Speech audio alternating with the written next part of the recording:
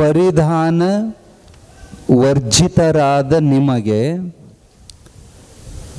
ಇಂದ್ರಿಯ ವಿಷಯ ಸಂಯೋಗದಿಂದ ದುಃಖ ಉಂಟಾಗುತ್ತೋ ಇಲ್ಲೋ?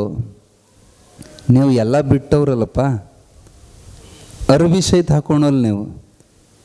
ನಿಮಗೆ ಏನಾರ ವಿಷಯಗಳನ್ನು ನೋಡಿದ್ರೆ, ವಿಷಯ ಅಂದ್ರೆ ಶಬ್ದ, ಸ್ಪರ್ಶ, ರೂಪ, ರಸ, ಗಂಧ, ಇವ 5 ವಿಷಯಗಳು. ಏನಾರ ಚಂದ ಕಣ್ಣಿಗೆ ಕಾಣಿಸ್ತಂದ್ರೆ ಅದ್ರ ಮೇಲೆ ಪ್ರೀತಿ ಬರುತ್ತೋ ಇಲ್ಲೋ? ಮೂಗಿಗೆ ಏನಾರ ಘಮ ಘಮ ವಾಸನೆ ಬಂದ್ರೆ ಬಾಯಾಗ ನೀರು ಬರ್ತತೋ ಇಲ್ಲೋ? ಏನಾರ ನೋಡಿದ್ರೆ ಬೇಕನ್ನಿಸ್ತತೋ ಇಲ್ಲೋ? ಅವಾಗ ಅವಂದ ಬೇಕನ್ನಿಸ್ತದೋ. ಇಂದ್ರಿಯಗಳ ಸ್ವಭಾವ ಎಂಥ ವಿರಕ್ತದನಂದ್ರು ಅವನ ಮುಂದೆ ಹುಣಸೆ ಹಣ್ಣು ಚಿಗಳಿ ಹಚ್ಕೊಂಡು ಲಚ್ಚ ತಿಂದು ನೋಡ್ರಿ ಬಾಯ ನೀರು ಬರತ್ತವ. ಯಾಕೆ? ಆ ಇಂದ್ರಿಯದ ಸ್ವಭಾವ. ಅದನ್ನು ನೋಡಿದ ಕೂಡಲೇ ಬೇಕನ್ನಿಸ್ತದದು. ಅವಾಗ ಆ ನಂಗ ಸಾಧು ಅಂದ, ಹಂಗೆ ಆಕತ್ ನಮಗೂ ಆಕತ್, ನಮಗೇನು ಆಗಂಗಿಲ್ಲ, ನಾವು ಹುಟ್ಟಿ ಬಂದೇವೆ, ನಮಗೂ ಶರೀರ ಐತಿ. ಆದರೆ ಆ ವೇಳಕ್ಕೆ ನಮ್ಮ ಮನಸ್ಸನ್ನು ಬಿಗಿ ಹಿಡಿದು ಮನಸ್ಸು ಕಂಟ್ರೋಲ್ ಮಾಡಿಕೊಂಡು ನಾವು ಇಂದ್ರಿಯಗಳನ್ನು ನಿಗ್ರಹ ಮಾಡ್ತೀವಿ ಅಂತ ಹೇಳಿದಾಗ ಸಿದ್ಧಾರೂಢಪ್ಪರು ಅಂದರು, ನೋಡಿ ಈಗ ಪಾಯಿಂಟಿಗೆ ಬಂದೇನು. ಮನಸ್ಸು ಕಂಟ್ರೋಲ್ ಮಾಡೋದೈತಲ್ಲ, ಮನಸ್ಸು ಬಿಗಿ ಹಿಡಿಯೋದು ಸಾಧನೆನೇ ಹೊರತು ಅರ್ಬಿ ಹಾಕೊಳೋದು ಬೆತ್ತಲೆ ತಿರುಗಾಡೋದು ಸಾಧನೆ ಅಲ್ಲೋ ಸಾಧು ಅಂದಾಗ ಅವ ಬಾಯಿ ಮೇಲೆ ಬೆಳ್ಳಿಟ್ಕೊಂಡ ಮೋಹ ದಿವಾನ ದಿಲ್ ಶಿಯಾನ ಅಂದವ. ಮಾರಿ ನೋಡಕ್ಕೆ ಹುಚ್ಚುನ್ಗತ್ತೆ ಕಾಣ್ತಾನ. ಎಂಥ ಜ್ಞಾನ ಐತಪ್ಪ ಇವನು ಅಂತಃಕರಣದೊಳಗೆ ಅಂತೇಳಿ ನಮಸ್ಕಾರ ಮಾಡಿ ತಪ್ಪಾಯ್ತ್ರಿ ಅಂತೇಳಿ ಹೊರಟೋದ. ಆ ನಂಗಾ ಘಾಟದೊಳಗೆ ಅವನಿಗೆ ಉಪದೇಶ ಮಾಡಿ ಹಸುವಾಗಿತ್ತು ಸಿದ್ಧಾರೂಢಪ್ಪವರಿಗೆ. ಅಲ್ಲಿಗೆ ಕಾಶಿಗೆ ಬಂದು 3 ದಿವಸ ಅವರಾದರೂ ಕೂಡ ಯಾರೂ ಅವ್ರಿಗೆ ಕರೆದು ಉಣ್ಣಾಕ ಕೊಟ್ಟಿದ್ದಿಲ್ಲ. ಮನಸ್ಸಿನಾಗ ವಿಚಾರ ಮಾಡಿದರು. ಹಿಂದೆ ವ್ಯಾಸ ಋಷಿಗಳು ಕಾಶಿಗೆ ಬಂದಾಗ ಅವರಿಗೂ 3 ದಿವಸ ಉಪವಾಸ ಆಗಿತ್ತಂತ. ಹಸುವಿನಿಂದ ಕಂಗಾಲಾಗಿ ಕಾಶಿ ನೀಚ ವಿಶ್ವನಾಥ ಅಂತೀವಿ ಸುಮ್ಮನೆ ಹೆಸರು. ನಿಜವಾದ ಖರೇ ದೇವರು ವಿಷ್ಣು ಅದಾನ. ವಿಷ್ಣು ಹೊಟ್ಟೆಗೆ ಅನ್ನ ಹಾಕವ. ಇವ ಕನಿಷ್ಠ ಶಿವನನ್ನು ಕನಿಷ್ಠ ಮಾಡಿ ವಿಷ್ಣುನ ಮ್ಯಾಲ ಮಾಡಿ ಅದು ಭಾಳ ಗದ್ಲಕ್ಕೆ ಬಿದ್ದು ವಿವಾದಕ್ಕೆ ಹೋಗಿ ಹಂಗಾರೆ ಕೈ ಎತ್ತಿ ಹೇಳು ವಿಷ್ಣುನೇ ಶ್ರೇಷ್ಠ ಶಿವ ಕನಿಷ್ಠ ಅಂತ ಕೈ ಎತ್ತಿ ಹೇಳಂದಾಗ ಕೈ ಎತ್ತಿ ಪ್ರತಿಜ್ಞೆ ಮಾಡೋ ವೇಳಕ್ಕೆ ಪರಮಾತ್ಮ ವ್ಯಾಸನ ಕೈ ಕತ್ತರಿಸಿದ ಅಂತ ಪ್ರಸಂಗ ಬರ್ತೈತಿ. ಇವತ್ತಿಗೂ ಶಿವನ ಉತ್ಸವಗಳಲ್ಲಿ ವ್ಯಾಸನ ತೋಳು ಅಂತ ಬಿರುದಾವಳಿ ಒಳಗೆ ಅದು ಒಂದು ಬರ್ತೈತಿ. ಅದನ್ನು ಚಿಂತನೆ ಮಾಡಿದರೆ ಸಿದ್ಧಾರೂಢರು ವ್ಯಾಸ ಋಷಿಗೂ ಈ ಕಾಶಿ ಒಳಗೆ 3 ದಿನ ಉಪವಾಸ ಆಗಿತ್ತಂತ. ಇನ್ನು ನನಗೂ ಇಲ್ಲಿ 3 ದಿನ ಏನು ಸಿಕ್ಕಿಲ್ಲ ಅನ್ನೋಂಥ ವೇಳಕ್ಕೆ ಹಿಂಡಾಗಿ ಮಂದಿ ಹೊಂಟಿದ್ರು ಊಟದ ವಿಷಯ ಮಾತಾಡ್ಕೊಂತ. ಇವತ್ತಲ್ಲಿ ಎಲ್ಲೋ ಸಮಾರಾಧನೆ ಐತಿ ಅಂತ ಉಣ್ಣಾಕೆಲ್ಲ ಹೊಂಟದ್ದು ಗೊತ್ತಾತ. ಇವರು ಬೆನ್ನತ್ತಿ ಹೋದ್ರು ಸಿದ್ಧಾರೂಢಪ್ಪವರು. ಹಿಂದಿನ ಕಾಲಕ್ಕೆ ಪ್ರಸಾದ ಹಾಕ್ತಾರಂದ್ರೆ ಜನಸಾಗರ ಕೂಡ್ತಿತ್ತು. ಈಗ ಎಲ್ಲರ ಮನೆಯಾಗೂ ಸಂಪಿಟ್ಟಾರ ಅನ್ನಭಾಗ್ಯ ಏನು ಪುಕ್ಕಟ್ ಅಕ್ಕಿ ಬರ್ತಾವೆ ಬೇಕಾದಂಗೆಲ್ಲ. ಹಿಂಗಾಗಿ ಈಗಿನ ಮಂದಿಗೆ ಹಸಿವಂದ್ರೆ ಗೊತ್ತಿಲ್ಲ. ಸಮಾರಾಧನೆ ಐತಂದ್ರೆ ಜನಸಾಗರ ಕೂಡ್ತಿತ್ತು. ಹಸದ ಸಿದ್ಧಾರೂಢಪ್ಪರು ಹೋದ್ರೆ ಅದು ಎಲ್ಲಪ್ಪ ಅಂದ್ರೆ ಕಾಶಿ ಒಳಗೆ ಅನ್ನಪೂರ್ಣೇಶ್ವರಿ ಮಂದಿರ. ಭಿಕ್ಷಾನ್ ದೇಹಿ ಕೃಪಾವಲಂಬನ ಕರೆ ಮಾತಾನ್ನಪೂರ್ಣೇಶ್ವರಿ ಕಾಶಿಪುರಾಧೀಶ್ವರಿ. ಕಾಶಿಗೆ ಒಡತಿಯಾದಂಥ ಅನ್ನಪೂರ್ಣೇಶ್ವರಿ ಮಂದಿರದೊಳಗೆ ಅನ್ನದಾಸೋಹ.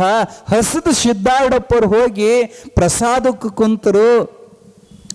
ಒಬ್ಬ ಮುದುಕ ಬ್ರಾಹ್ಮಣಂದ, ಶೂದ್ರ ನೀ ಹೊಲೆಯಾರವ ಇಲ್ಲಿ ಬಂದ ಬ್ರಾಹ್ಮಣರ ಪಂತ್ಯ ಕುಂತಿಯರೋ ಶೂದ್ರ ನಡಿ ಎದ್ದಳಂತ ಕೈ ಹಿಡಿದು ಎಳ್ಕೊಂಡು ಹೋಗಿ ಕೆಳಗ ಎಲ್ಲರೂ ಚಪ್ಪಲಿ ಬಿಡೋ ಜಾಗದಾಗ ಸಿದ್ಧಾರೂಢನ ಕುಂದರ್ಸಿದ್ನಂತ. ಅಲ್ಲೇ ಅವನಿಗೆ ಎಲೆ ಹಾಕಿದ್ರು, ಅಲ್ಲೇ ಉಣ್ಣಾಕ ನೀಡಿದ್ರು. ಪ್ರಸಾದ ಮಾಡೋ ಮುಂದೆ ಸಂತೋಷದಿಂದ ಸಿದ್ಧಾರೂಢರು ಉಣ್ತಿದ್ರ. ಕಣ್ಣಾಗ ನೀರು ಬರಲಿಲ್ಲ, ಮುಖದ ಮ್ಯಾಲ ಅವಮಾನದ ಚಿಹ್ನೆ ಕಾಣಲಿಲ್ಲ. ಸಂತುಷ್ಟ. ಯೋನಿಗೆ ಯೋಗಿ ಅಂತ ಕರೀತಾರೆ. ಮಾನ ಅವಮಾನ ಎರಡನ್ನು ಸಮಾನವಾಗಿ ನೋಡವನೇ ಅಪ್ಪಟ ಶಿವಯೋಗಿ. ಅವನಿಗೆ ಮ್ಯಾಲಿಲ್ಲ ಕೆಳಗಿಲ್ಲ. ಅಲ್ಲಿ ಮ್ಯಾಲ ಕುಂತು ಉಂಡ್ರು ಬಾಯಾಗ ತುತ್ತು ಹಾಕೋಬೇಕ, ಏನು ಕೆಳಗೆ ಕುಂತು ಉಂಡ್ರು ಬಾಯಾಗ ತುತ್ತು ಹಾಕೋಬೇಕ, ಏನು ಮ್ಯಾಲ ಕುಂತವ್ರು ಏನು ಬೇರೆ ಕಡೆ ಹಾಕ್ಕೊಂತಾರೇನು? ಯಾರು ಹೊಟ್ಟಿಗಲ್ಲ ಉಣ್ಣಕ್ಕೆ ಹಾಕಿದ್ರಿಲ್ಲೋ ಸಾಕು. ಇದು ಸಮತ್ವ ಅಂತ ಸಮದರ್ಶಿ ಸಿದ್ಧಾರೂಢಪ್ಪ ಅಲ್ಲೇ ಸಂತೃಪ್ತಿಯಿಂದ ಉಂಡ. ಮತ್ತು ಎಲ್ಲರೂ ಎದ್ದು ಹೊಂಟ್ರಂಗ ಇವರು ಎದ್ದು ಹೊಂಟ್ರ. ಯಾವ ಬ್ರಾಹ್ಮಣರ ಮೂಲಕ ಬಂದಲ್ಲಿ ಉಣ್ಣಾಕ ನೀಡಿದ್ದು ಅವು ಬಂದ, ಏ ಶೂದ್ರ ಎಲೆಯನ್ನು ನಿಮ್ಮ ಅಪ್ಪ ತೆಗಿತಾನೋ? ಅವರೆಲ್ಲ ದೊಡ್ಡ ಮಂದಿ ಬಿಟ್ಟು ಹೊಂಟ್ರೆ ಎಲ್ಲಿ ಇವ ಬಿಟ್ಟು ಹೊಂಟಾನ ಎಲೆನ, ನಿಮ್ಮ ಅಪ್ಪ ತೆಗಿತಾನ ನನಗೆ ಎಲೆನ ಎಬಸ್ ಎಲೆ ಎತ್ತಂತಂದು ಜೋರು ಮಾಡಿದ. ಸಿದ್ಧಾರೂಢಪ್ಪ ಅವರಿಗೆ ಸಿಟ್ಟು ಬಂತು. ಸುಮ್ಮನೆ ಎಲೆ ತೆಗಿ ಅಂದ್ರೆ ನಾ ತೆಗಿತಿದ್ನಲ್ಲ, ನಿಮ್ಮ ಅಪ್ಪ ತೆಗಿತಾನ ಅನ್ನಂದ್ರ ಯಾರ ನಾಮಸ್ಮರಣೆಯನ್ನು ಬಿಡದೆ ನಾನು ಅನುಸಂಧಾನ ಮಾಡ್ತೀನೋ. ಸಿದ್ಧಾರೂಢಪ್ಪರ ಬಾಯಿ ಒಳಗೆ ಅನವರತ ಓಂ ನಮ ಶಿವಾಯ ಓಂ ನಮ ಶಿವಾಯ. ಅಲ್ರಿ ಮತ್ತು ಅವನ ಶಿವ ಮತ್ತು ಓಂ ನಮ ಶಿವಾಯ ಅಂತ ಯಾಕಂತಿದ್ರು ಸಿದ್ಧಾರೂಢರು? ವಾಚ್ಯಾರ್ಥ ಲಕ್ಷ್ಯಾರ್ಥ ಎರಡದ ಓಂ ನಮ ಶಿವಾಯ. ನಾವು ನೀವು ಅನ್ನೋದು ಶಿವನೇ ನಿನಗೆ ನಮಸ್ಕಾರ. ಆದರೆ ಶಿವಾಯ ನಮಃ ಮಂತ್ರದೊಳಗೆ ತತ್ವಮಸಿ ಅಡಕೈತಿ. ಶಿವ ಅಯಂ ನಮಃ, ಶಿವ ಅಯಂ ನಮಃ, ಆ ಶಿವನೇ ನಾನು ಇದ್ದೇನೆ ಅನ್ನೋ ಅನುಸಂಧಾನಕ್ಕೆ ಅವರು ಶಿವಾಯ ನಮ ಅಂತ. ಯಾವಾತನ ನಾಮಸ್ಮರಣೆಯನ್ನು ನಮ್ಮ ಅಪ್ಪಂದಂತ ನಾನು ಅನವರ್ತ ಜಪ ಮಾಡ್ತೀನೋ, ಮಗ ಬೇಕಾದ್ರೆ ಅವ ಬಂದು ತೆಗಿತಾನೆ, ಇಲ್ಲೋದ್ರೆ ನಿಮ್ಮ ಅಪ್ಪಗೂ ನಾ ಎಲ್ಲಿ ತೆಗೆಯೋದಿಲ್ಲ ಅಂದ್ರೆ ಸಿದ್ಧಾರೂಢರು. ಅವಾಗ ಸಿಟ್ಟು ಬಂತು. ಏನೋ ತಿನ್ನಾವು ಮಗ ಎಲೆ ತೆಗಿಯಾಕೆ ನಿಮ್ಮ ಅಪ್ಪ ಬರ್ತಾನ ಅಂತ ಬಡಿಯಾಕೆ ಹೋದ. ಇನ್ನೇನು ಪೆಟ್ಟು ಬೀಳ್ಬೇಕನ್ನೋ ಹೊತ್ತಿಗ ಸಾಕ್ಷಾತ್ ಕಾಶಿ ವಿಶ್ವನಾಥ ಓಡೋಡಿ ಬರ್ತಾನ. ಒಬ್ಬ ಅದ್ಭುತವಾದ ವೈಶ್ಯನ ರೂಪದೊಳಗ ಜರತಾರಿ ಪೀತಾಂಬರು ಹುಟ್ಟಾನ. ದೊಡ್ಡ ಮನುಷ್ಯ, ಬಂಗಾರ ಆಭರಣ ತೊಟ್ಟಾನ. ಯಪ್ಪ ನನ್ನ ಮಗನ ಹೊಡಿಬೇಡ, ಅದು ಹುಚ್ಚು ಮಗ ಆಯ್ತು, ಅದಕ್ಕೆ ತಿಳಿಯೋದಿಲ್ಲ, ನಾ ತೆಗಿತೀನಿ ಎಲೆನ, ನೀವು ಹೊಡಿಬೇಡ ಅಂತ ಅವ ಬಂದ. ಅವ್ರನ್ನ ಬಿಡಿಸಿದ, ಒಳಗ ಕೂಗಿದ, ಏ ಒಳಗೇನು ಮಾಡಕತ್ತಿ? ಮಗನ ಕೈ ಮುಸುರಿ ಆಗೈತಿ, ಕೈ ತೊಳಿಲಿಕ್ಕೆ ನೀರು ತಗೊಂಡ ಬಾರೆ ಅಂತ ಕೂಗಿದ ಮರುಕ್ಷಣಕ್ಕೆ ಅನ್ನಪೂರ್ಣೇಶ್ವರಿ ಗರ್ಭಗುಡಿ ಒಳಗ ಕೋಟಿ ಸೂರ್ಯ ಪ್ರಕಾಶಮಾನವಾದಂಥ ಮಿಂಚು ಹೊಡಿತು. ಆ ಮಿಂಚಿನ ನಡುವೆ ಸಾಕ್ಷಾತ್ ಜಗನ್ಮಾತೆ ತ್ರಿಪುರ ಸಂಮೋಹಿನಿಯಾಗಿರುವಂಥ ತ್ರಿಪುರ ಸುಂದರಿ ಅಂಬಾ ಭವಾನಿ ಅನ್ನಪೂರ್ಣೇಶ್ವರಿ ಮಾತೆ. ಆಕಿನ ನೋಡಾಕ ಎರಡು ಕಣ್ಣ ಸಾಲದು ಅಂತ ಸುಂದರ ಹೆಣ್ಣುಮಗಳು ಪೀತಾಂಬರ ಹುಟ್ಟಾಳ. ಬಂಗಾರದ ಕೊಡದೊಳಗೆ ಜಲವನ್ನು ತಗೊಂಡು ಬಂದು ಸಿದ್ಧಾರೂಢಪ್ಪನ ಕೈ ಬಾಯಿ ತೊಳೆದ. ತನ್ನ ಸೆರಗಿಲೆ ಅಪ್ಪನ ಮಾರಿ ಬಾಯಿ ಒರೆಸಿ ಕೈ ಒರೆಸಿ ಅಷ್ಟೊತ್ತಿಗೆ ಅಪ್ಪ ಎಲೆ ಎಲ್ಲ ತೆಗೆದ ಅಚ್ಚಾಕ ಬಿದ್ದ ಅನ್ನದಗಳರಿಸಿ ಆರಿಸಿ ಬಾಯಾಗ ಹಾಕೊಂತಿದ್ನಂತ.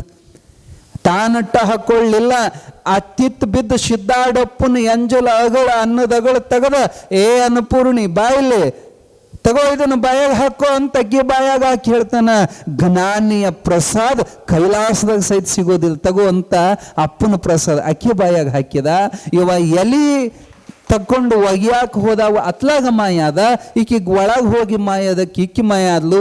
ಇದನ್ನೆಲ್ಲ ಕಣ್ಣಾರೆ ನೋಡಿದ್ರು ಎಲ್ಲ ಬ್ರಾಹ್ಮಣರು. ಬಾಯಿ ತಕೊಂಡು, ಯಾಕ ಸಂಮೋಹಿನಿ ಆಗಿತ್ತು ಅವರಿಗೆ.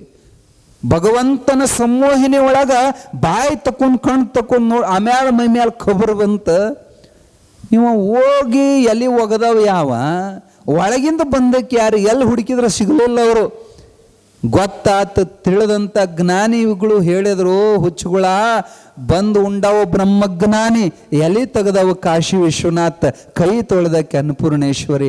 ಎಂಥವ್ರು ಬರ್ತಾರಂತ ಗೊತ್ತಾಗ್ಲಿಲ್ಲಲ್ಲೋ, ಬರೀ ಸಜಕ ಉಂಡು ಕ್ಯಾಟ್ವಿ ನಾವು ಬ್ರಾಹ್ಮಣರು, ಜಾತಿ ಭೇದ ಮಾಡಿದೀವಲ್ಲ ಅಂತ ತಪ್ಪಾತ್ರಿಯಪ್ಪ ಅಂತ ಸಿದ್ಧಾರೂಢಪ್ಪವರಿಗೆ ಪಾದಕ್ಕೆ ಬಿದ್ದ ಕಣ್ಣೀರು ಹಾಕ್ತಾರ. ಯಪ್ಪ ಕ್ಷಮಾ ಮಾಡ್ರಿ ಅಂತೇಳಿ ಅಗ್ರ ಪೂಜೆಯನ್ನು ಸಲ್ಲಿಸಿ ಸಿದ್ಧಾರೂಢಪ್ಪರ ಮುಖದಿಂದ ಹೊರಡುವಂಥ ಜ್ಞಾನಿವಾಣಿಗಳನ್ನು ಶ್ರವಣ ಮಾಡಿ ಇಷ್ಟು ಮಳ್ಳಾದರು ಬ್ರಾಹ್ಮಣರಂದ್ರೆ ಇಂಥ ಬ್ರಹ್ಮಜ್ಞಾನಿ ಕಾಶಿ ಆಗಿದ್ರೆ ಕಾಶಿಗೆ ಕಿಮ್ಮತ್ತು. ಯಪ್ಪ ನಮ್ಮನ್ನು ಬಿಟ್ಟು ಹೋಗಬೇಡ್ರಿ, ನಿಮಗೆ ದೊಡ್ಡ ಮಠ ಕಟ್ಟಿಸಿಕೊಡ್ತೀವಿ ಅಂತ ಭಾಳ ಅಂಗಲಾಚಿದ್ರು ಕೂಡ ಸಿದ್ಧಾರೂಢಪ್ಪರಲ್ಲಿ ನಿಲ್ಲಿಲ್ಲ. ಇಲ್ಲಪ್ಪ ಮುಂದೆ ಮುಮುಕ್ಷುಗಳು ನನ್ನ ಹಾದಿ ಕಾಯಕತ್ಯಾರ ಅಂಥೇಳಿ ಅಲ್ಲಿಂದ ಹೊರಟರು. ಮಣಿಕರ್ಣಿಕಾ ದೇವಿ ಅಂತ ಅದೇ ಕಾಶಿ ಒಳಗೆ ಮಣಿಕರ್ಣಿಕಾ